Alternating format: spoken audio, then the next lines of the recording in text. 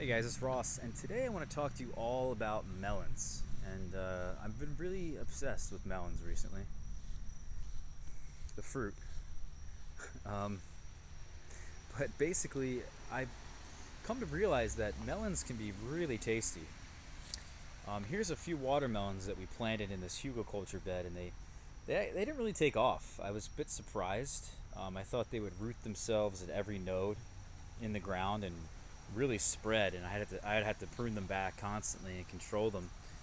But they didn't do that. In fact, they didn't really have any problems with disease. They seemed to grow okay, and they put out a couple melons for me, a couple watermelons. So I've been pretty happy with these. When I went to Japan, they have melons there for crazy prices. I ate a melon there though. We stayed at a real pretty nice place one of the nights at a ryokan, where that's basically you kind of sleep on the floor. You know, you sit down and eat on the floor. They come in and serve you. It's kind of like a hotel that's very old-fashioned of Japanese culture, and it was really, really awesome. I'm glad my girlfriend got us one. But in the dinner, it was like a seven-course meal. For dessert, they gave us a melon, and I'm like, okay, all right, I see what's going on here. And the melon was the most magnificent tasting melon I've ever eaten. It was so good that I couldn't believe that it was a melon. To be honest with you, it was very, very sweet. And all throughout Japan, you can see these melons, guys, um, just being sold in the grocery stores and the markets for crazy prices. I mean, it's like minimum $10 for a melon, um, maybe $8 for a melon, and then some of them go all the way up to like $120. I mean, they go real crazy with this stuff, guys. But I've recently learned, I feel like, yeah, they shouldn't be $10. They shouldn't be. Maybe they should be $10, but no way should they be 120. But they're just really, really good to the point where I would almost consider paying $10 for a melon. Like, it was that good. So I personally wanted to go this year after, you know, experiencing that, is learn as much as I can about growing melons. Um, if anyone has any info out there about how I can get really perfectly ripe, beautifully tasting melons here in the Northeast, let me know. I know it's not going to be easy, but I really want to do it. And I know water has a lot to do with it. I know picking them at the perfect ripeness has a lot to do with it. Growing conditions, climate. I mean, it's definitely. I'm not going to be able to probably replicate what they've done in Japan, but I want to get as close to that as I humanly possibly can. We've got back here some melons that I trellised up horizontally, and I had about 5 or 6 melon plants back in here. A lot of them got hit by Fusarium wilt.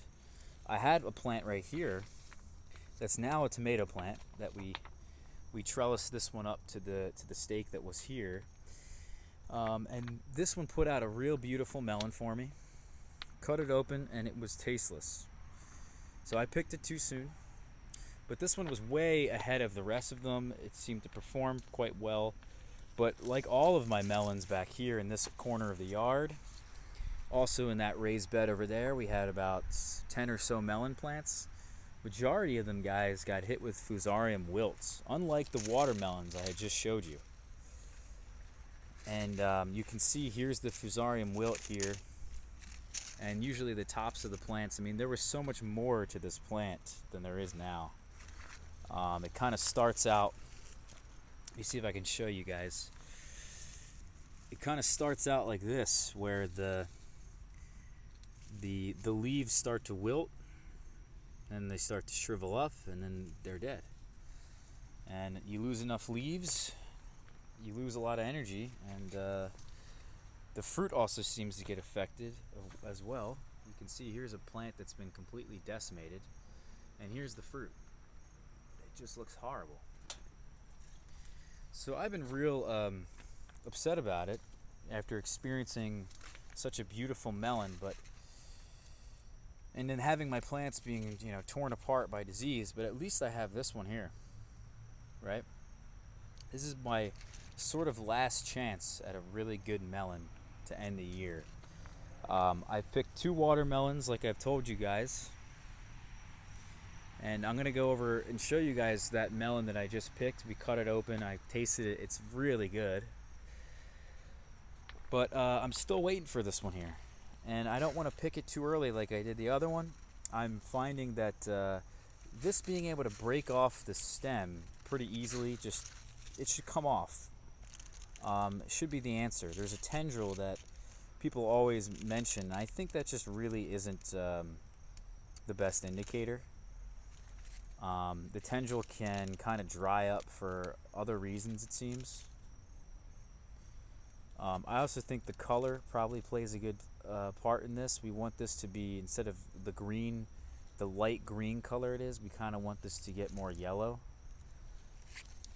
But at the same time, we don't want it to be overripe, but who knows, maybe we do. I don't know what that cantaloupe that I ate in Japan looked like before they cut it open and gave it to me. So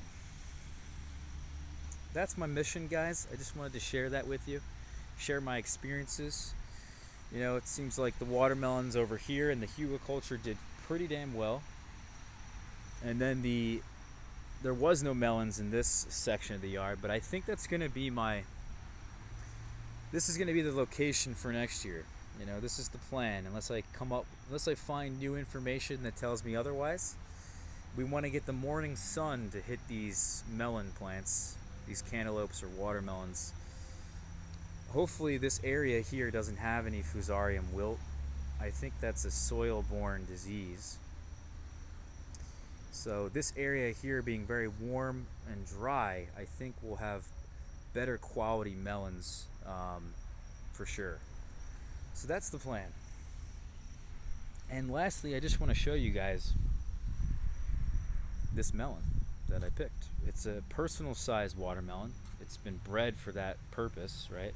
So it's very small, but it's pretty cool. I'm interested. It's kind of like for kids.